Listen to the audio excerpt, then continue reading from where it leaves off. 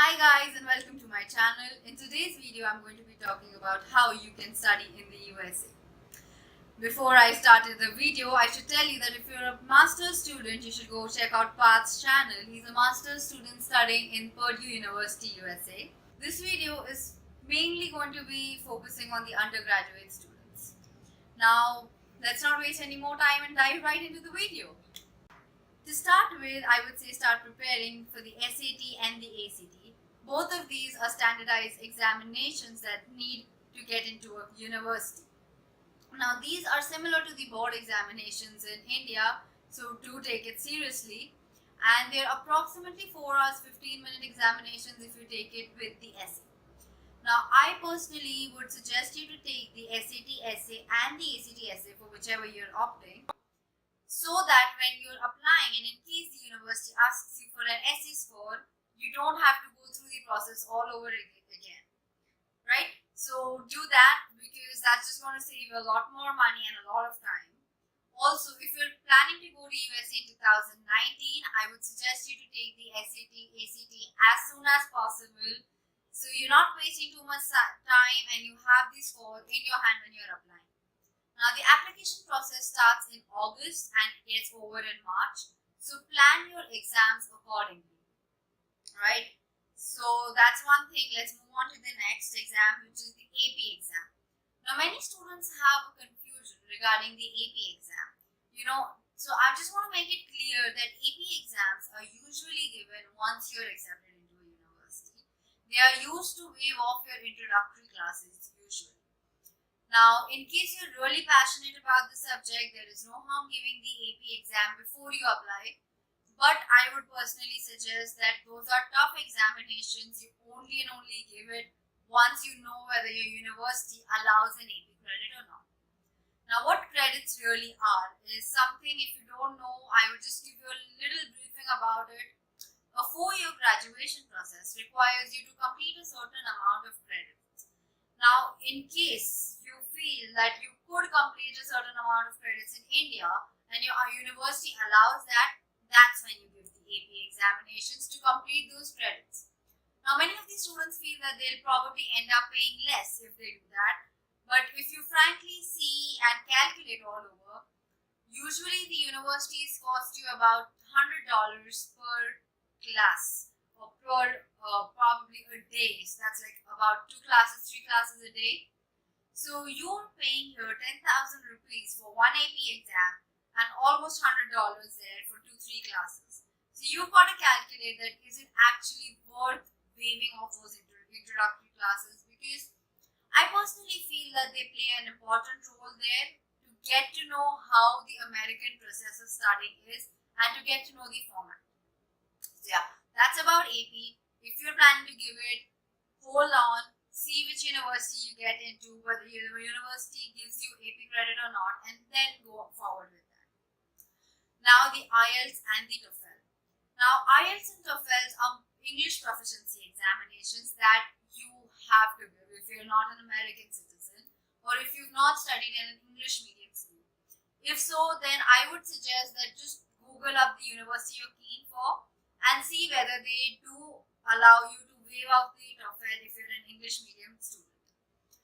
If the university does not, please check this, but do not miss this examination. Otherwise, it's just going to get you stuck in the middle of the application process. Right? So the TOEFL examination and the IELTS examination is similar to the SAT and the ACT. They both are given equal weightage, so go through the paper patterns and know exactly which one suits you. Okay? I have gone through the IELTS paper pattern and I have given it as well. So I would just say that IELTS is not that tough. It's something that if you know English, you can easily pass and get a good score. Yeah. Now, the thing that I would say that I can't stress enough upon is that do not by any chance take your 11th grade for granted. Now, your GPA is calculated on your 9th, 10th and 11th grade basis. So, if you're taking your 11th grade for granted, your GPA goes way down and this does not give you a good impression. Your GPA plays a major role in your admission process. So, if you've already taken your 11th grade for granted. Don't lose hope. I'm not saying it's just going to ruin your chances, but of course it's not enhancing them to get into a university. So do not take your 11th grade for granted. Okay.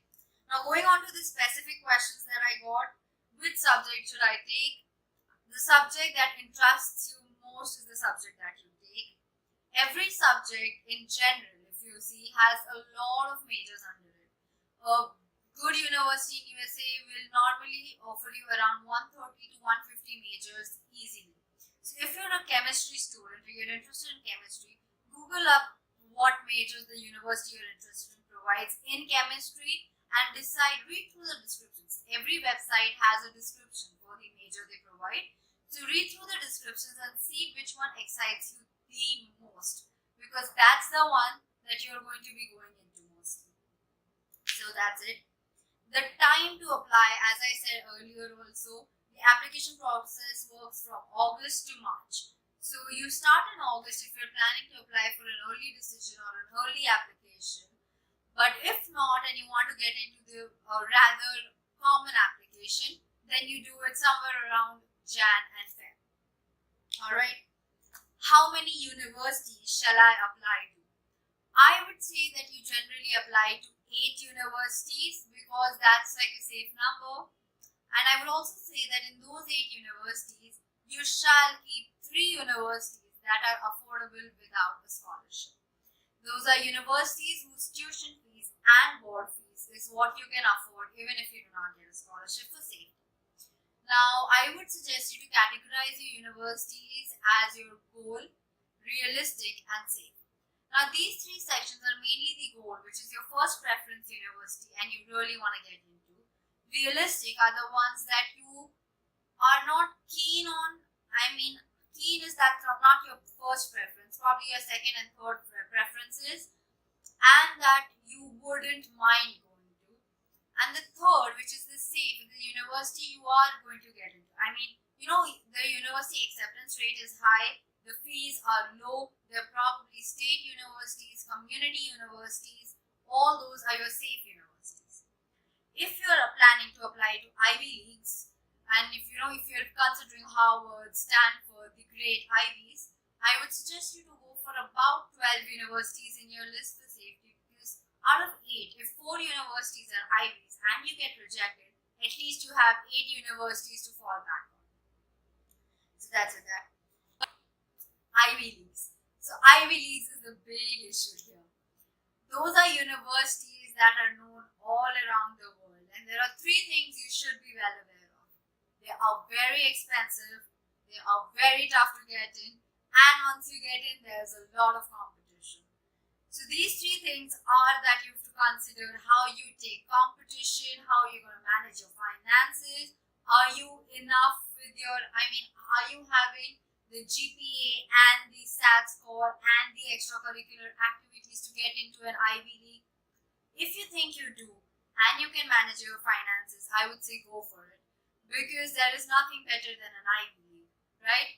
But I would also suggest you that don't get your feelings and your expectations too hyped up for Ivies, because they usually have an acceptance rate somewhere around 3.5 to 4%, which is pretty low. So yeah, try for it. I wouldn't say don't try for it, but don't get disappointed if you don't get into it. The last thing that I would like to conclude the video is that try your best. Do how much ever you can. Don't stress upon anything, because that's not going to get you anywhere, right?